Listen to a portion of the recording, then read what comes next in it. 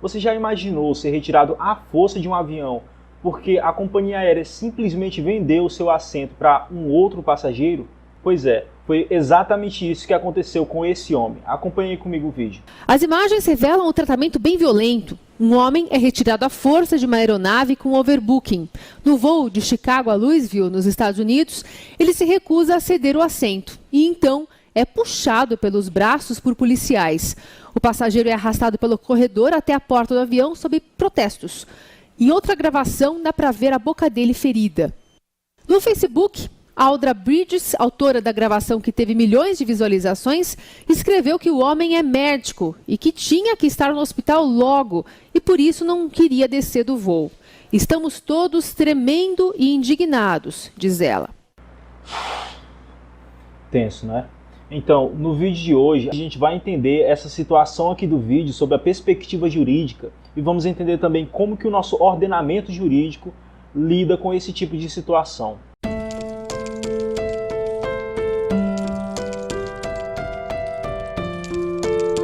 Olá pessoal, eu me chamo Juan Thalisson e eu sou o dono desse canal. Nesse canal você vai obter esclarecimentos semanais sobre como o direito pode servir na prática e o melhor de tudo com uma linguagem bem simples que até o público mais inexperiente em matéria de direito vai conseguir entender. Então se você quer ser esclarecido dos seus direitos, já se inscreve aqui embaixo. Sem mais delongas então, vamos pro vídeo. Gente, esse caso do vídeo aconteceu em 2017 nos Estados Unidos por conta de uma prática bastante comum das companhias aéreas, que consiste na empresa vender mais passagens do que o avião pode de fato comportar. E como consequência, por vezes a quantidade de passageiros presentes no momento do embarque excede a quantidade de assentos no avião. E quando isso acontece, nós chamamos de overbooking. Então, nesse caso, o que aconteceu foi que a empresa vendeu muitos assentos e no momento de realocar os passageiros, nenhum daqueles passageiros que estavam dentro do avião aceitou ceder o seu assento. Então, diante dessa situação, o que a companhia aérea fez foi decidir aleatoriamente qual passageiro iria deixar o avião. E o passageiro que foi escolhido para ser retirado do avião foi esse homem do vídeo, que a propósito é médico e estava naquele voo a serviço porque ele ia atender alguns pacientes naquela cidade de destino. Essa prática de overbooking, de vender mais assentos do que o avião pode comportar, é justificada pelas companhias aéreas como sendo uma forma de antecipação logística, porque muitos passageiros cancelam os voos de última hora, ou se atrasam ou simplesmente não aparecem no momento de fazer o embarque. Então, o overbooking seria uma forma de evitar que o avião voe com assentos vazios. E é lógico que essa prática maximiza muito os lucros das companhias aéreas. Mas enfim, sob a perspectiva jurídica, nós temos aí algumas questões a responder. Primeiro, será que o overbooking é uma prática legal? Será que é lícito que as companhias aéreas pratiquem esse tipo de conduta? Segunda, e quanto ao caso do vídeo, será que os agentes eles poderiam fazer essa retirada forçada do passageiro que se recusou a ceder o assento dele? E finalmente, como que o ordenamento jurídico brasileiro encara esse tipo de ocorrência? Porque esse caso em especial do vídeo aconteceu lá nos Estados Unidos, mas e aqui no Brasil? Qual seria o posicionamento dos nossos tribunais sobre esse tipo de ocorrência?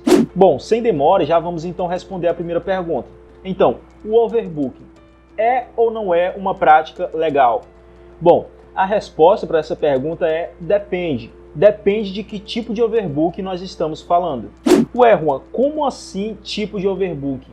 Você não acabou de me falar que o overbooking é quando o avião não tem assentos suficientes para acomodar todos os passageiros? Sim, gente, o overbooking é exatamente isso, é esse resultado de lotação que excede a capacidade de assentos do voo. Porém, quando eu me referi a tipo de overbooking, eu não me referi ao resultado excesso de passageiros no avião, mas sim ao que efetivamente causou esse resultado, aquilo que originou esse resultado lotação, ou seja, aquilo que foi a causa do overbooking. Você ficou com dúvida? Calma que eu vou te explicar.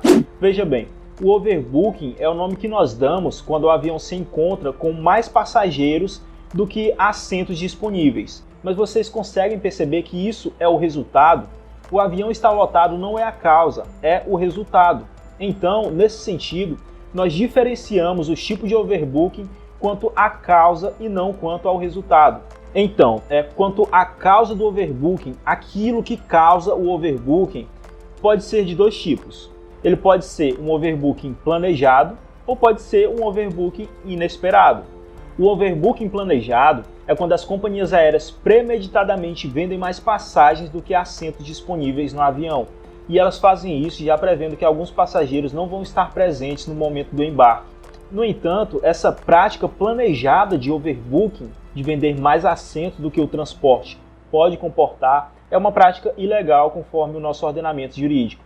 E essa ilegalidade a gente consegue extrair lá do nosso Código de Defesa do Consumidor, ao observar aí, por exemplo, o artigo 6º, no inciso 4º, lá do Código de Defesa do Consumidor, que vai dizer o seguinte: são direitos do consumidor, inciso 4, a proteção contra a publicidade enganosa e abusiva, métodos comerciais coercitivos e desleais, bem como contra práticas e cláusulas abusivas ou impostas no fornecimento de produtos e serviços.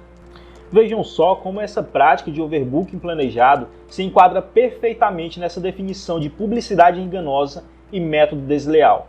Ora, imagine o seguinte: você vai ao aeroporto, você escolhe o voo, você define o horário de embarque e então você compra a passagem. E a partir daí você cria toda uma expectativa de que em determinado dia e em determinada hora você vai pegar aquele voo para aquele local de destino que você escolheu. E então você se planeja para estar no aeroporto com antecedência para pegar aquele voo. Você também calcula em qual horário mais ou menos você vai chegar na cidade de destino. E você já faz planos para algumas horas depois da sua chegada. E então chega o dia esperado da viagem e você já se encontra no aeroporto pronto para embarcar. Mas no momento do embarque, os funcionários te barram e te informam que você não poderá pegar aquele voo porque não tem mais assentos disponíveis. E aí? Qual seria a sua reação diante dessa situação? Ora, eu acredito que no mínimo você iria ficar um pouco confuso, não é? Eu acredito que provavelmente a sua reação seria mais ou menos assim: ora, mas eu comprei o assento para esse voo, eu vim aqui no aeroporto, eu escolhi o horário, eu escolhi o dia, tá tudo aqui no comprovante. Como assim não tem assento no avião se a pessoa que comprou esse assento aqui sou eu e eu não estou dentro do avião? O que acontece é que muito provavelmente a companhia aérea vendeu mais de uma passagem para aquele mesmo assento. Ou seja, você sofreu uma propaganda enganosa, porque a companhia aérea te vendeu a ideia de que ao comprar aquela passagem você estaria garantindo uma poltrona naquele avião, naquele dia e naquele horário. E no fim das contas, outro passageiro ficou com aquele assento. Então sim, o overbooking planejado é um método desleal com o consumidor porque é uma forma de propaganda enganosa. Além disso, se pararmos para pensar um pouco, essa prática de overbooking muito se parece com o delito de estelionato, porque a companhia aérea realiza a venda de um produto para mais de um passageiro. Mas enfim, fica aí meramente mencionada essa semelhança, porque no vídeo de hoje eu não pretendo me aprofundar nessa discussão. Enfim, gente, existem outros artigos aí do Código de Defesa do Consumidor que eu poderia comentar aqui para embasar mais essa noção de ilegalidade do overbooking quando ele é planejado pelas companhias aéreas. E não só do Código de Defesa do Consumidor, mas também do Código Civil, em legislações especiais como as resoluções da ANAC, sem esquecer, é claro, da nossa Constituição Federal. Enfim, mas no momento eu não vou me aprofundar para que o vídeo não fique longo demais. Enfim, agora que você já entendeu o que é o overbooking planejado, vai ser muito mais simples para você entender o que é o overbooking inesperado. Então, o overbooking inesperado é quando, por algum motivo, a capacidade de passageiros excede a quantidade de assentos disponíveis no avião. Eu vou dar um exemplo. Antes do voo, as companhias elas costumam fazer uma última checagem do avião. Então, nós vamos imaginar que durante essa checagem, alguma falha, algum problema foi detectado no avião e por conta disso ele não poderá decolar. Nesse caso, então, a companhia aérea terá que realocar os passageiros em uma outra aeronave. E no caso de essa nova aeronave não ter a mesma capacidade de ocupação da aeronave anterior, a companhia aérea pode se encontrar aí em uma situação de overbooking.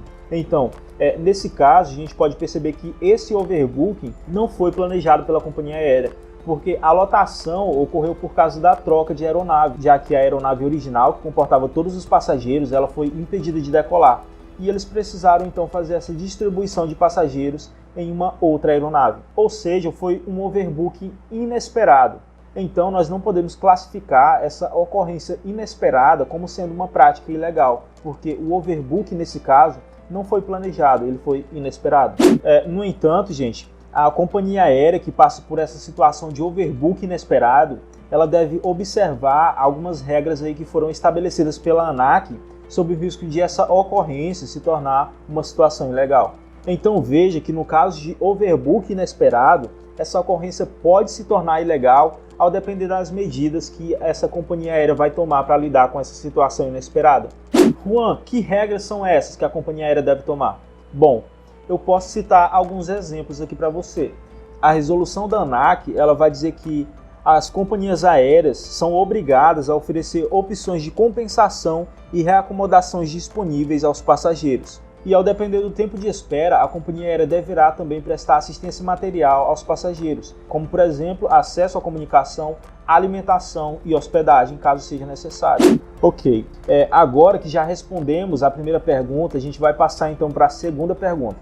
Quanto ao caso do vídeo, os agentes eles poderiam fazer essa retirada forçada do passageiro, uma vez que ele se recusou a ceder o assento dele? Gente, por incrível que pareça, a resposta é sim. Os agentes eles poderiam fazer essa retirada forçada do passageiro. Do ponto de vista legal, a companhia aérea ela tem o direito de retirar qualquer passageiro que se recuse a se retirar da aeronave após a determinação do comandante do avião, seja por motivo de overbooking, seja por outro motivo. Mas especificamente no caso do overbooking, a companhia aérea deve primeiro procurar por voluntários que se disponham a abrir mão dos seus assentos em troca de compensações, como por exemplo, reacomodação em outro voo, hospedagem, alimentação, entre outros. Nesse caso do vídeo, a companhia aérea chegou a oferecer $800 aos passageiros que se retirassem do voo, mas eles se recusaram a aceitar essa compensação. Então, caso os passageiros não se voluntariem a cederem o seu assento em troca das compensações oferecidas pela companhia aérea, como ocorreu no caso desse vídeo, a empresa ela pode sim escolher os passageiros para serem retirados. Inclusive, ela pode fazer o uso da força em caso de extrema necessidade. Porém, gente, no caso desse vídeo, o problema mesmo é a forma como os agentes abordaram esse passageiro. Porque, como deu para perceber aí no vídeo, após essa abordagem, o passageiro ele ficou sangrando. E depois também em reportagens, os jornais eles informaram que esse homem do vídeo, esse médico, ele teve o nariz e alguns dentes quebrados por conta dessa abordagem. Então, por conta disso, é possível concluir que essa abordagem que foi realizada por esses agentes foi desproporcional. E por conta disso, pode-se discutir a ilegalidade dessa ação. Então, sobre esse caso do vídeo, sabe-se que esse médico que foi retirado à força do avião, ele entrou com uma ação judicial processando a companhia aérea e o Estado americano por danos morais. No entanto, gente, não há mais informações sobre o caso, o que nos leva a crer que, muito provavelmente, essa empresa aí deve ter oferecido um acordo muito bom para que esse homem encerrasse o processo. E, finalmente, para finalizarmos esse vídeo, nós vamos responder à terceira pergunta. Como que essa prática do overbooking é vista no ordenamento jurídico brasileiro? E para responder a essa pergunta, eu trouxe aqui um julgado do Tribunal de Justiça de São Paulo. E, gente, esse é um julgado muito recente que foi publicado há poucos dias aí no Juiz Brasil.